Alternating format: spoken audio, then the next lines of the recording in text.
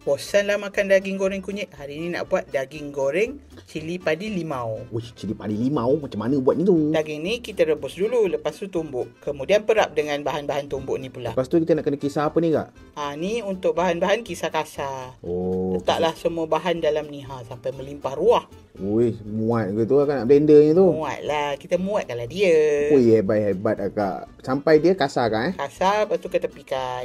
Daging tadi dah perap elok, kita goreng dulu sampailah dia garing. Oh, sampai dia warna keperangan lah kak. Keperangan dah garing, rasa garing tu gurih. Angkat dan ketepikan. Kak, bahan kisar tadi buat apa kak?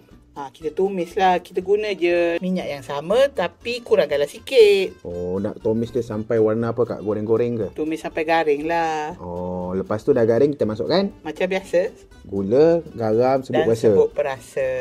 Ni wajib lah kan. Lepas tu kacau-kacau lah lagi biar sebati.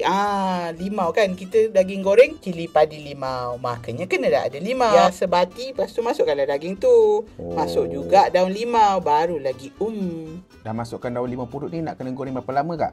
Bagi daun limau tu layu sikit. Barulah kita tutup api. Barulah rasa dia punya limau tu. Sedap tak kalau makan limau tu saja? Tak boleh lah makan limau. Makanlah daging. Makan dengan nasi panas memang sur. Nak buat pun mudah. Yes, betul. Korang kat rumah tu jangan lupa buat tau. Ingat makan, ingat rasa.